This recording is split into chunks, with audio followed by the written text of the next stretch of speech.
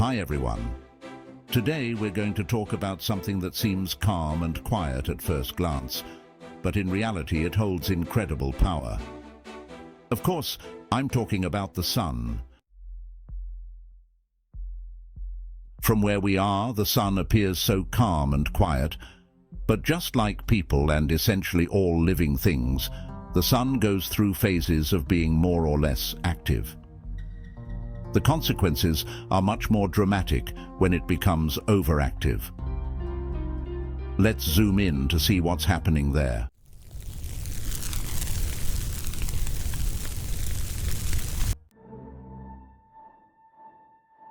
One way to measure the activity of our star is by counting sunspots on its surface. Sunspots are dark areas that form when the sun's magnetic field becomes tangled. It's simple. The more sunspots, the more active our sun is. It looks like the sun has been partying like crazy lately. The number of sunspots observed by scientists is the highest in almost 21 years. Recently, 163 sunspots appeared on the sun's surface, and the last time there were this many was in September 2002. 187 sunspots. It looks like this chaotic party is reaching its peak, something we call the solar maximum.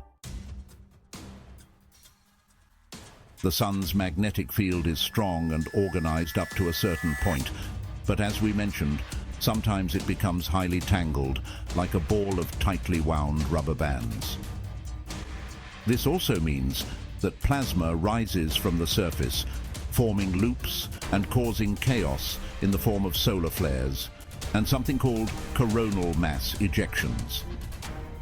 It's during this time that plasma in the sun's upper atmosphere, called the corona, goes crazy and erupts with tremendous force.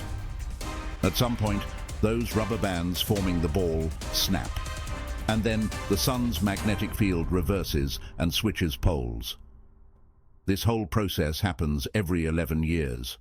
So, when the sun enters this phase of high activity, it ejects hot pieces of plasma, creating large, dark spots the size of planets, and releasing powerful eruptions of energy and radiation.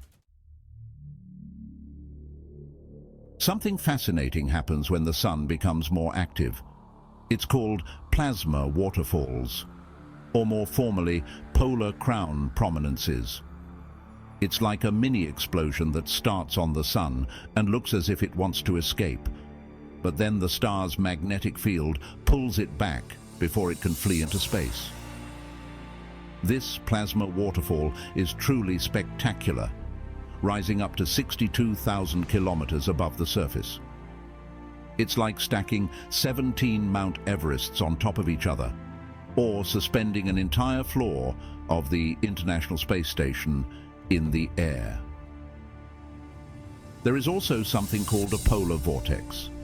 It is a gigantic halo of plasma that spins very quickly around the sun's north pole. The vortex forms when a large tendril of plasma breaks away and falls back toward the surface, similar to a plasma waterfall. Scientists do not know why the plasma stays above the sun's surface for so long.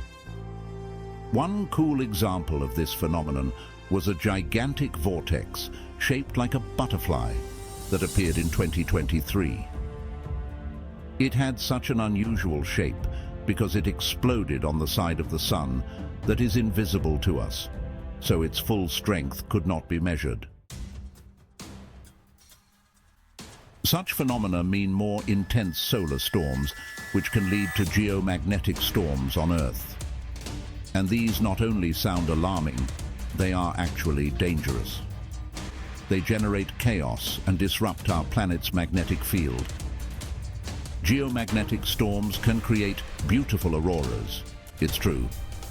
But we would all prefer to enjoy such views under normal conditions, or simply watch a good old sunset over the ocean. It's not that every solar storm has to hit Earth, even if there are more of them. To reach our planet, They need to be aimed in the right direction at the right time. But if that happens, they can slow down the Earth by hitting its upper atmosphere. This will cause communication disruptions and temporary outages in systems like GPS and radio. By itself, this is not a big problem, but it can be very dangerous if it happens at the wrong time, such as during a flight or an earthquake. Storms can also damage electrical infrastructure, such as railway lines and power grids. If you are flying during this time, you may be exposed to higher levels of radiation. It is still unclear how dangerous this is for people on Earth, but it is certainly a serious problem for astronauts in space. When solar storms disrupt the magnetic field, they also affect the migration of certain animals, such as sea turtles, whales, and birds. Since many animals rely on such natural navigational cues, they can become disoriented and have trouble finding food.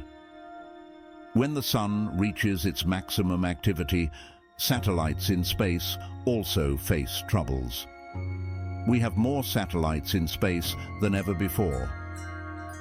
When the upper atmosphere becomes denser due to all these changes, it can push satellites in different directions.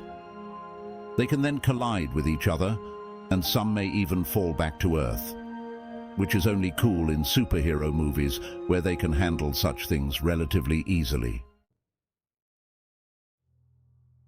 Let's hope we can avoid a powerful solar storm like the Carrington event in August 1859. Astronomers around the world observed that the number of sunspots was increasing. One of the observers was a man named Richard Carrington. In early September, he was sketching sunspots when he suddenly saw a flash of light. It lasted about 5 minutes, but it was spectacular. He later described it as a white light flare. It was a very strong coronal mass ejection. In just 17 hours, the plasma traveled the long distance between the Sun and our planet and unleashed its power over Earth, even though it usually takes several days. When this storm began, telegraphs around the world stopped working. Operators were shocked, and paper in the devices caught fire. People were really frightened and confused because they had never seen such a bright sky before. Some even thought it was the end of the world. The next day, telegraph operators still couldn't work because the Earth's atmosphere was still charged. However, they managed to send messages using the current from the aurora instead of regular electricity. This phenomenon also brought something amazing: stunning auroras in the sky. Residents of Hawaii and Cuba could see beautiful waves and arcs, and those as far south as Chile could admire the southern lights. All these phenomena are slowly but steadily intensifying. Take solar flares, for example. These are powerful eruptions of solar energy. In 2022, there were 5 times more of them compared to the previous year. And the strongest ones are even more powerful and more frequent than before. This could be far more extreme than anyone anticipated. Moreover, it will likely start a bit earlier than we predicted. Scientists initially thought the peak would occur in 2025, but it looks like it could happen even sooner. We can't completely protect ourselves if a solar storm hits us directly, but we can still do a few things, such as grounding airplanes, adjusting the movement of satellites in space, and ensuring that sensitive infrastructure remains safe. To do all this, we need better space weather forecasts to help us prepare for the worst. It certainly sounds alarming, but don't worry. Solar flares won't destroy our planet. Yes, they send charged solar material in our direction at quite a high speed, but we're not completely doomed if this material hits us. our planet won't leave us unprotected. We still have the atmosphere and the magnetic field that provide us with relative safety. The thick atmosphere acts like a shield, blocking radiation that could harm us. So, while solar flares can mainly affect technology, they won't destroy Earth. Subscribe to our channel, click the bell, and discover more cosmic secrets with us.